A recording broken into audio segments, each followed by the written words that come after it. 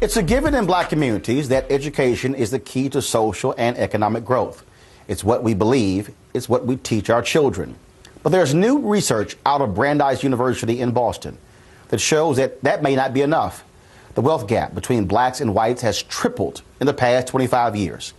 We're talking about why and how to close the gap with William Spriggs, chief economist for the AFL-CIO, and Michael Fletcher, national economics reporter for the Washington Post, who has written extensively on this subject. Gentlemen, welcome back to Washington Watch. Hey, good to be here. The thing about this study, they clearly show that even if it's a question of education, even black folks who are going to college, the amount of debt that they are accruing is much higher than that of whites who are going to college. And so we say, get that college degree, get that higher job, but the problem is they are still beginning in a much deeper hole.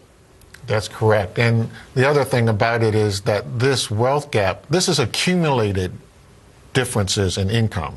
So the wealth gap really represents centuries of discrimination and slavery. So we are going to start way behind. You can't just overcome that with education. This isn't just savings differences. I don't want to run past that because when we talk about this, what this is really dealing with is what is passed down. The fact of the matter is, for African Americans, our wealth is largely tied up in our homes. The housing foreclosure crisis wiped out 53% of black wealth. And so when people say, oh, man, you bring up slavery, it really doesn't apply. But you do have to think about this in terms of what was the income of your parents and your grandparents and your great-grandparents. It is so relevant. I mean, you can go all the way back through the arc of American history, homestead programs, black people excluded, you know, GI Bill stuff, black people largely excluded. Residential segregation. We were excluded from capital markets, getting mortgages for so long. And then finally, when we started getting them, who was channeled into subprime mortgages? So you can kind of go down that entire arc, and discrimination plays a huge role. Even though, like you said, people, you know, they don't want to hear that, but that's a big factor. And when you have an economic crisis now, and whites were affected too, but blacks have so much less of a margin. You know, that's where inheritance comes in. That's where family wealth comes in. Where if someone loses a job, you can maybe call up an uncle or a mom and get a loan to tide you over. Maybe you can save that house, not go into foreclosure.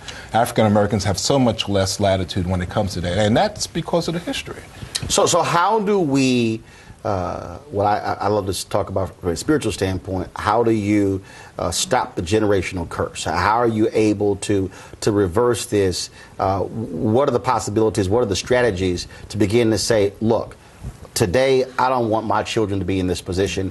This is what I need to begin to do now. So some of it we can control, but we can't get too quickly away from what we can't control. Right. So there are a number of homes right now that are underwater if they were able to avoid foreclosure.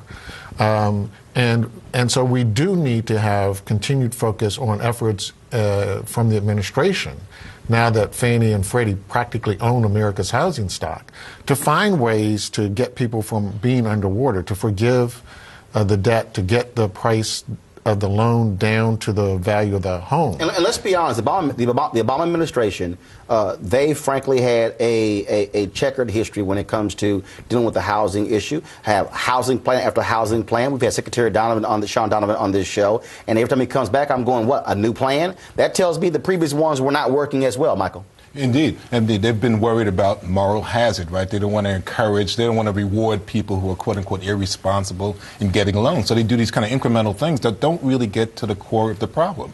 And now that we have kind of a nascent housing recovery, African American communities are still lagging because the foreclosure crisis hit so much harder. Bill and I were talking just earlier. He and I could live in a neighborhood and been paying our mortgage on time every time.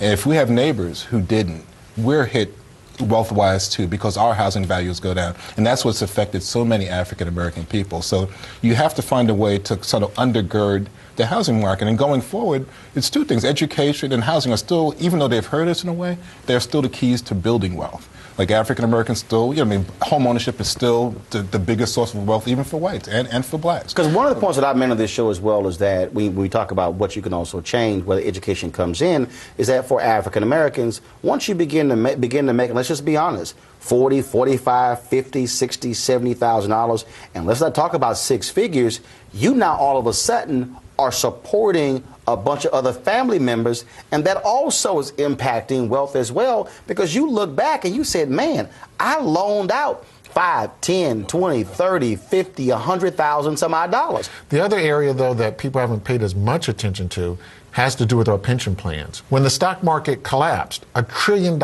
disappeared from the value of those funds. Almost a third of the value of public pension funds disappeared overnight because of the collapse of the stock market. Many people projected that onto the public sector workers and blamed them. Right. Now the state, of course, losing all of that money in that pension fund, is now on the hook.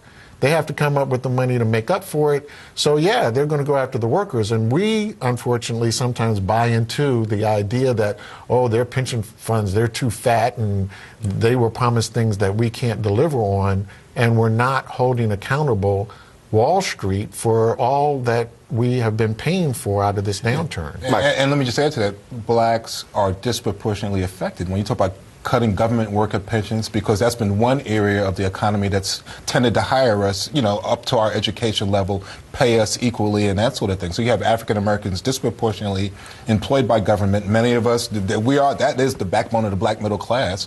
And you talk about cutting their pensions, you're talking about cutting wealth for generations. And folks don't want to own to the fact that one of the reasons that's the case, because we were shut out of corporate America, shut out of the private sector, and even today you're seeing us shut out of these significant jobs. And again, I tell folks, don't just think it's all a matter of that. Even if you have somebody let's say in the media business, oh man, yeah, but you got a nice job. But here's the reality. Look at the anchors who are making 10, 15, $12 million, $8, $7 million, and you got African Americans, maybe 2 or 3, who are at about $1 million or $2 million.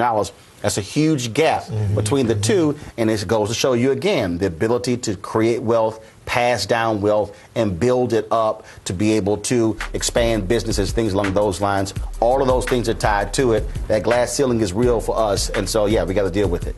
Gentlemen, I appreciate it. Thanks so much. Okay. All right.